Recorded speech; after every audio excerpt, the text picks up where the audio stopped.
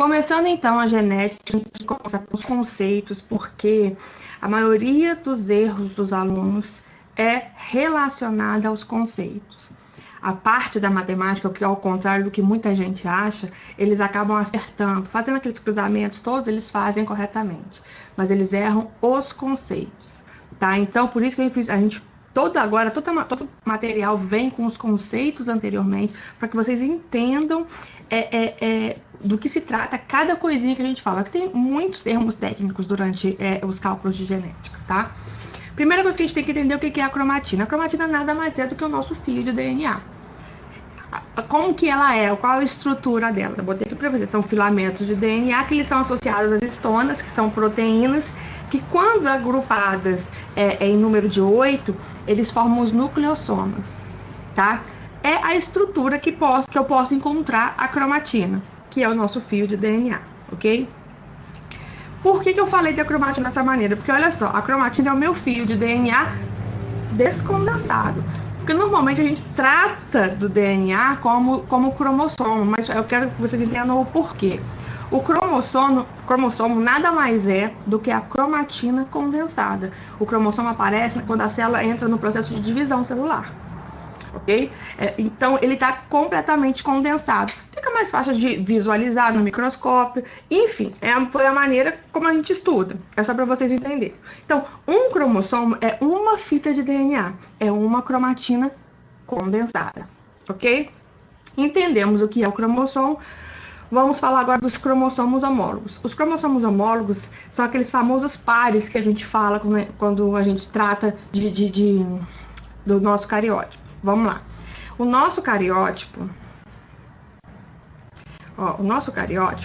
tem 23 pares de cromossomos. Tá, 23 pares, totalizando 46, ok?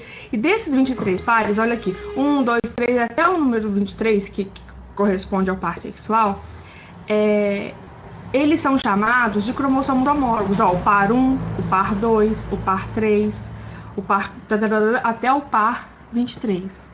São chamados de cromossomos homólogos. São os pares de cromossomos que vêm um componente do pai e o outro componente da mãe. Então, os cromossomos homólogos são aqueles que detêm as mesmas características que, quando unidas, vão expressar determinada característica, ok? Normalmente, os centrômeros estão na mesma posição, então, quer dizer, eles são bem característicos. Então, cromossomos homólogos são cromossomos aos pares, ok? Aqui eu mostrei também em relação, porque a gente sempre desenha um cromossomo como se fosse um xizinho, tá? Quando a gente fala de cromossomo simples, é quando o cromossomo não foi duplicado ainda, ok? Ele é simples, ele só está condensado. Agora, quando ele está duplicado, a gente faz um parzinho bonitinho assim, esquematizando 2 xizinhos, ok? É só um esquema, não representa um X. O que vocês têm que entender aqui é o seguinte: quando eu falo do par de cromossomos, eles são homólogos. Quando eu falo das duas cromátides de um cromossomo só, olha só o azul escuro aqui. Eu estou falando de um único cromossomo, porém duplicado. Quando ele está duplicado, eu tenho cromátides irmãs. São duas fitas de DNA idênticas que ainda estão ligadas pelo mesmo centrômero, porque ainda não sofreram a total divisão celular. Não saiu, não terminou a divisão celular da qual eles estão participando, ok? Quando eu falo de par de cromossomos duplicados, é quando eu tenho 2 cromossomos, 2 centrômeros. Pode contar pelo centrômero. Se eu tenho um centrômero e 4 perninhas, entre aspas, não coloca assim não, tá? Eu tenho um cromossomo duplicado. São 2 fitinhas juntas assim, ok? Então, cromossomo homólogo são os pares, onde um vem da mãe e outro vem do pai. Ponto.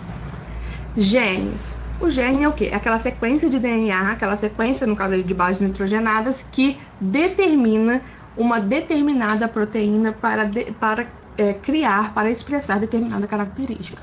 Ponto. Isso é um gene. É ali que eu tenho a minha característica. Toda vez que eu falo de gene, eu tô falando disso. Aquele pedacinho de DNA que expressa algum tipo de característica. Ponto. Ok? Agora vamos lá. Por que eu preciso entender do cromossomo homólogo? Porque para eu entender o gene alelo, eu tenho que saber que esses genes são iguais e colocados em cromossomos homólogos. São os mesmos cromossomos. Olha aqui, eu tenho gene alelo, azão, AA, gene alelo, BB, CC, D, E, F, G. Esses são genes alelos, são o mesmo cromossomo localizado no mesmo local que determina a mesma característica quando unidos, ok? Junto com genes alelos, a gente fala do loco gênico, que é o local onde eles estão. Por exemplo, esse daqui é o local onde está determinada a característica de A. Se ela é azão ou se é azinho, não importa. Se ela é dominante ou recessivo, não importa. Mas é este local aqui onde é. Então, o loco gênico ou locus gênico é o local daquele gene, é o local determinado daquele gene. E os genes alelos são os genes que estão nesse mesmo local, podendo ser tanto dominantes quanto recessivos. Mais pra frente a gente vai falar disso. Vai falar agora. Vamos lá. Em relação aos genes alelos, eu tenho genes homozigotos, quando eles são iguais, ou eles são azão, azão, ou eles são azão, azinho, azinho, perdão, tá? São iguais, homozigoto. Aí eu tenho o homozigoto dominante, que são os dois genes são dominantes. A gente sempre, é uma representação gráfica, o dominante a gente sempre coloca com letra maiúscula e o recessivo sempre com letra minúscula, tá? É uma representação gráfica, é uma maneira que nós encontramos para estudar, tá? Então, homozigoto dominante, azão, azão, dominante, dominante. Os genes alelos são ambos dominantes. Homozigoto recessivo, ambos os genes alelos são recessivos, azinho, azinho, ok? E o heterozigoto diferente são os genes alelos diferentes. Sempre vai ser o híbrido que a gente chama azão, azinho. A gente costuma usar a letra A por conta do alfabeto, enfim. Mas a gente pode usar qualquer letra para resolver qualquer tipo de problema. Não tem problema, ok? Não faz diferença a letra que você vai usar. A gente usa diferente quando a gente está falando de mais características, por exemplo, a gente usa A e B, o gene azão, azão, bezão, bezão, porque a gente está falando de duas características diferentes, são só representações, ok? Então, letra maiúscula dominante, letra minúscula recessivo, ok? Homozigoto igual, heterozigoto, genes alelos diferentes, ok? Vamos lá. O que acontece entre dominância e recessividade? Quando eu estou falando de dominância e recessividade, se eu tiver um único gene dominante, ele vai se expressar e o gene recessivo não vai. Então, se eu tenho tanto azão, azão quanto azão, azinho, a característica dominante é que vai prevalecer. Porque a característica recessiva, ela só vai prevalecer se ela estiver em homozigose. Tá? Eu não tenho meio recessivo, não. O recessivo é somente recessivo. Agora, dominante não. Eu posso ter apenas um gene dominante. Aí. Ok? Outra característica que acontece muito é genótipo e fenótipo. Gente, genótipo é representação gráfica.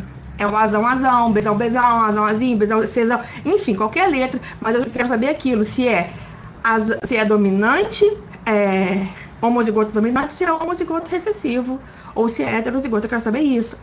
Azão, azão, azão, azinho, azinho, azinho. Isso é genótipo. Então, quando eu pedir a proporção genotípica, eu quero saber a proporção de cada parzinho. Homozigoto dominante, azão, azão, azão, azinho e azinho, azinho. E isso é proporção genotípica. Eu quero saber os genes alelos, ok? Já o fenótipo é a manifestação desse gene, é a característica que esse gene vai produzir, tá? Vai expressar. Isso é fenótipo. Só que o fenótipo não é simplesmente só isso, tá? Não o fenótipo ele pode ser modificado com o ambiente. Por isso que a gente sempre vai ver o seguinte: é a característica expressada pelo genótipo mais a atuação do meio ambiente. É aquela situação dos gêmeos idênticos, que um vive na Austrália e o outro vive no Alasca. Um vive na África e o outro vive também no Alasca. Enfim, as características ao redor, alimentação, iluminação, hábitos de vida, tudo pode modificar essas características. A genética não muda, o genótipo não vai mudar, mas o fenótipo pode ser, sim, um pouco diferente por conta da ação do meio ambiente, ok? Genoma humano, não é muito segredo mais, mas vamos lá. Nós temos as células somáticas e células reprodutivas. As células somáticas, quando a gente fala células somáticas, nós estamos falando das células que não têm função nenhuma na reprodução. Elas têm o quê? Elas são compostas por 46 cromossomos divididos em 23 pares, tá? Elas são chamadas de células diploides, até botei aqui para vocês, ó, diploides, ok? É o que a gente fala que a gente tem dois conjuntos, porque a gente tem dois conjuntos, um conjunto da minha mãe e outro conjunto do meu pai. Essas são as minhas células somáticas. Já as minhas células reprodutivas, que são, as principais são, bom, da gente, as principais não, né? É o ovócito, ou o óvulo, enfim. E o espermatozoide, elas necessitam ter somente um grupo. Elas têm a metade do material genético. Por que eu preciso que ela tenha metade? Meu óvulo tem 20 cromossomos, o meu espermatozoide tem 23 cromossomos. Quando eles unem os dois núcleos, eu vou juntar aqueles pares que estavam separados em cada célula, eu vou juntar aqueles pares formando uma célula de 46, que vai dar origem a um novo ser vivo, a um novo ser humano. Ok? Então, essa é a necessidade principal das células reprodutoras terem metade do material genético. Ok? Então, a gente fala que as células com metade do material genético são chamadas de haploides. Eu tenho apenas um conjunto de cromossomos. Ok? Eu ainda até mostrei aqui de uma maneira que aparece muito nas questões. Ó. Quando eu falo em células somáticas, eu tenho 22 pares autossômicos e um par sexual. O que é isso? Porque normalmente quando a gente está falando de herança, a gente vai falar de herança autossômica e herança sexual. A herança autossômica, ela sempre vai estar relacionada a esses 22 primeiros pares. Eu não tenho nada relacionado com o par sexual, ok? Então, tudo quando eu falo de doença autossômica, de característica autossômica, eu estou falando de uma característica que não tem nada a ver com sexo, ok? Já eu tenho lá um par sexual que define principalmente o quê? As características sexuais que nós temos, tá? Então, todas essas características que são influenciadas, que são relacionadas aos cromossomos sexuais, ao sexo de um indivíduo, a gente chama de herança sexual. Por isso a importância da gente entender autossômico e sexual, ok? Tá bom? Vamos lá. Eu já botei o cromossomo homólogo, são os pares de cromossomo de 1 a 22, e eu tenho os pares sexuais, que é o número 23. Essa numeração também, gente, é uma numeração que a gente fez ao longo do estudo. Não é que o número 1 só tem essas características. Não, a gente fez um cariótipo, a gente estudou todo o cariótipo humano dessa maneira, tá? Cromossomos homólogos são pares de cromossomo 1 de cada progenitor, tá? São do mesmo tamanho e mesma posição de centrômero. A gente já falou isso ali um pouco mais à frente, tá? Os cromossomos sexuais, no homem, o par 23, o homem, ele tem um cromossomo X e um cromossomo Y, e a mulher tem dois cromossomos X, ok? Tem o cromossomo X e o outro X. Assim que a gente determina o sexo. Cromossomo X, se é XY é homem, se é XX é mulher. Aí eu não tenho dominância, tá bom? É uma ausência de dominância, ok? Tá aí a fotinha que eu botei, ela é o conjunto de todos os cromossomos que a gente fez. Então, o cariótipo, fazer o cariótipo de qualquer espécie que eu quiser. Mas o cariótipo humano é esse daí. Eu tenho 23 pares de cromossomos, sendo 22 autossômicos e 1 sexual, aqui embaixo, ok? Ok, até aí. Falando isso aí, a gente fala muito, só para você entender o que é o cariótipo. O cariótipo é a leitura, tá bom? Lembra que a gente falou do genoma humano? É a leitura, o cariótipo é a leitura de todos os nossos cromossomos para entender o que cada um tem. É como se a gente estivesse catalogando cada um dos pares, ok? Ainda falando dessa introdução da genética, a gente vai falar da primeira lei de Mendel. Mendel, quando estudou, a primeira vez, quando ele estudou, ele não tinha noção da genética que a gente tem hoje. Ele não tinha noção do que era genética. Tá? Ele não tinha noção do que era biotecnologia, ele não tinha noção de tecnologia nenhuma. Ele, por observação, ele conseguiu definir que cada característica é determinada por um par de fatores que são separados na hora da formação do gameta.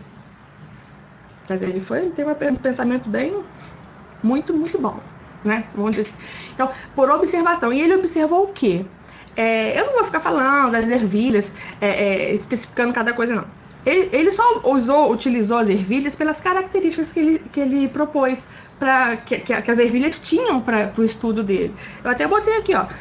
O cultivo é fácil, as características são marcantes, entendeu? Eu tenho um grande número de prole para ele poder catalogar. Então, ele utilizou as ervilhas principalmente por causa das características dela, entendeu? Olha lá, grande número de prole, fácil manuseio e os aparelhos reprodutores bem expostos. Então, ele poderia manusear esses cruzamentos todos, ok?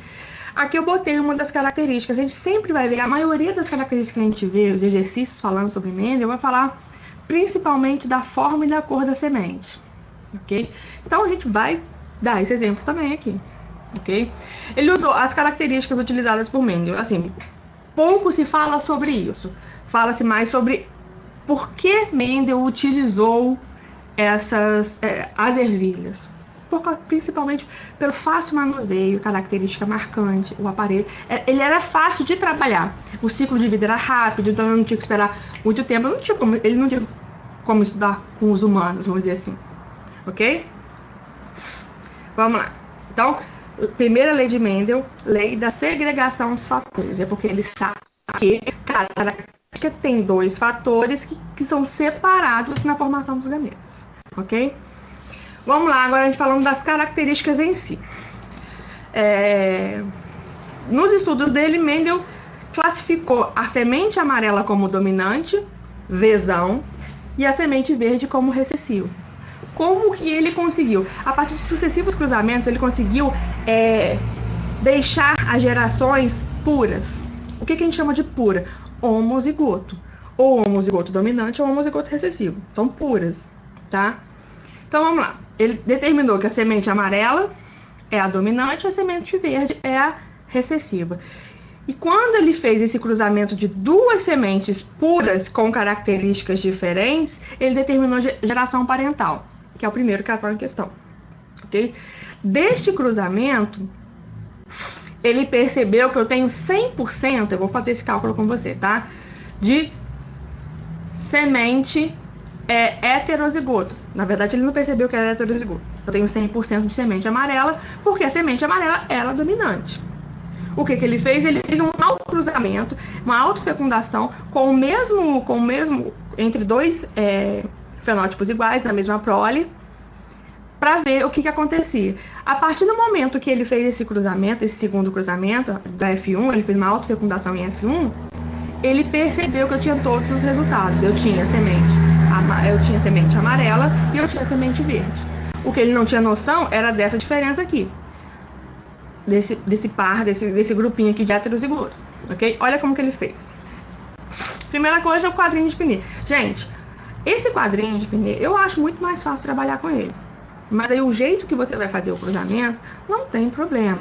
Desde que você perceba que está fazendo correto, tá? Não tem problema se você faz o risquinho. Tem gente que faz com risquinho, eu acho muito mais complicado. Eu prefiro o quadrinho, que é muito mais fácil. Eu, visualmente falando, que eu gosto de fazer isso, eu prefiro usar o quadrinho. O que acontece aqui? Eu vou botar um gene alelo aqui, os pares gene alelo aqui, o outro par aqui. O par da mãe e o par do pai. E aqui eu vou fazer, ó, aqui em cima, desceu o A, o Azão. O Azinho desceu, o Azão. Só que isso daqui, não tem nem posição correta para você colocar. Você pode colocar a posição que você quiser. Pai aqui, mãe aqui, pai aqui, tanto faz. Desde que você entenda como ocorre o cruzamento, tá? Outra coisa que é importante. Quando a gente está fazendo esse cruzamento, a gente tem o hábito de sempre colocar o dominante primeiro. Porque nesse caso aqui, a gente sabe que o dominante é a característica que vai prevalecer. Então, a gente sempre coloca. tá? Não é errado você colocar azinho em azão. Não é, mas enfim, é muito mais fácil a gente padronizar uma maneira de estudar para que fique visualmente mais claro de entender, ok? Vamos lá. Geração parental. O que eu fiz aqui? Ó, ele usou a característica pura da cor da semente. Vzão, Vzão, semente amarela, Vzinho, Vzinho, semente verde. Então ele fez o cruzamento, a geração parental, semente Vzão, Vzão com Vzinho, Vzinho. Botei o Vzão, Vzão aqui e o Vzinho, Vzinho aqui. O que vai acontecer? Joguei Vzão pra cá, joguei Vzinho pra cá. Joguei Vzão pra cá, joguei Vzinho pra cá. Joguei Vzão pra cá, joguei Vzinho pra cá. Joguei Vzão pra cá, joguei Vzinho pra cá. São 4 resultados, 100%. Correto? E eles são iguais. Então, dos 4 resultados, 100% são o quê? Vzão, Vzinho. São heterozigotos. Porém, qual que é a cor da semente ainda? Por eu estar falando de dominância, a cor da semente ainda é amarela. F1. Aqui, ó. F1, prole da geração parental. 100% Vzão, Vzinho. O meu genótipo é 100% Vzão, Vzinho. O meu fenótipo é 100% amarela. Tá? Aqui eu não tenho diferença. Fiz uma autofecundação. Então eu cruzei o quê? Vzão, Vzinho com Vzão, Vzinho. Tá? Então, ó, Vzão, Vzinho com Vzão, Vzinho. Vzão aqui, Vzão aqui. Vzão aqui, Vzinho aqui. Vzão aqui, Vzinho aqui. Vzinho aqui, Vzinho aqui. Opa!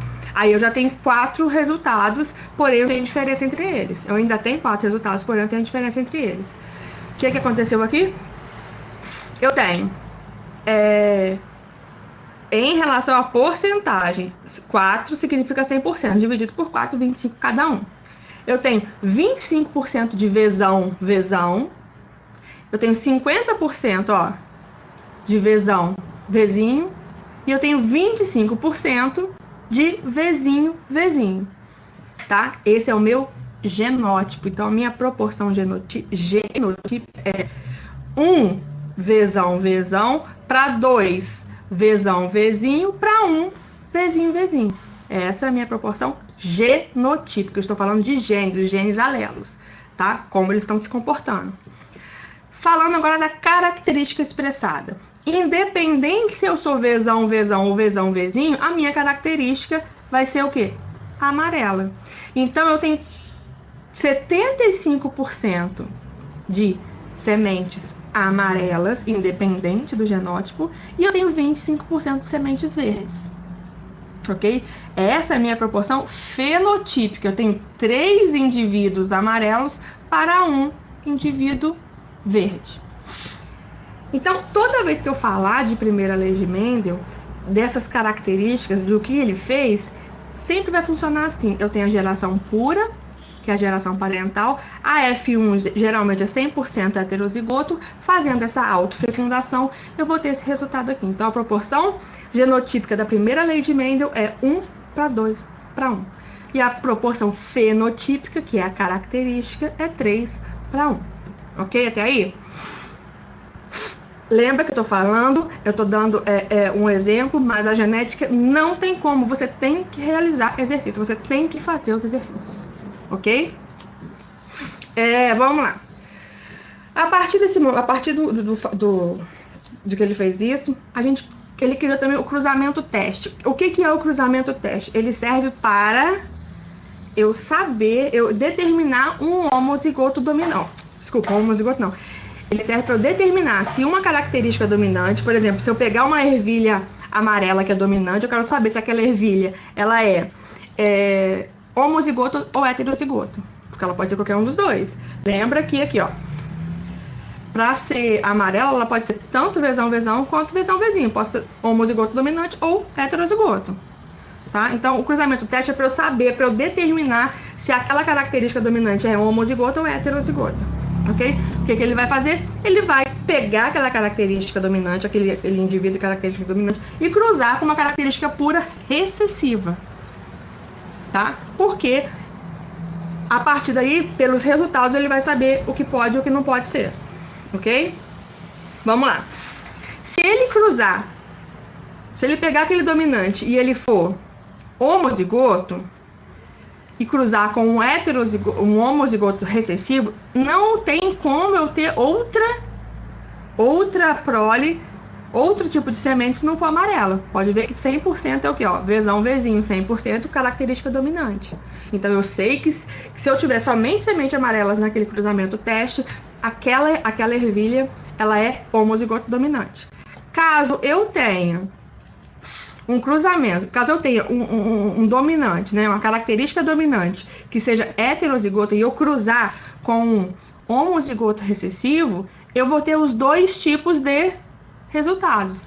Eu vou ter tanto sementes amarelas quanto verdes. Então eu vou saber que aquele gene, aquela característica dominante daquela primeira ervilha, ela é heterozigota, porque quando eu cruzei com um homozigoto recessivo, apareceu na prole homozigoto recessivo, apareceram sementes verdes. Ok? Então, esses são os primeiros conceitos. Principais não, são os primeiros conceitos do que a gente fala sobre genética. Não tem como fugir daqueles exercíciozinhos de repetição, porque genética é repetição. É como matemática e física. É uma coisa que você tem que praticar para você entender, até para você fazer muito mais rapidez durante uma prova, tá bom? Porque você fazer um ou outro, você entendeu? Ótimo, eu acho ótimo. Só que durante uma prova, você vai pegar e vai ter que prestar muito mais atenção, você vai ter que parar durante um tempo maior para conseguir entender o que você está falando, o que está sendo pedido. Outra coisa, dica também em relação a questões de genética. Prestem atenção nos dados que ele te dá e no que ele está pedindo, porque a maioria dos erros de vocês é por não saber o que está sendo pedido, tá? Porque o cruzamento não muda. Se eu tenho as duas características, os dois pares de genes, eu vou conseguir resolver. O cruzamento não muda, mas prestem atenção no que está sendo pedido no exercício, porque é isso que muitas das pessoas erram, ok?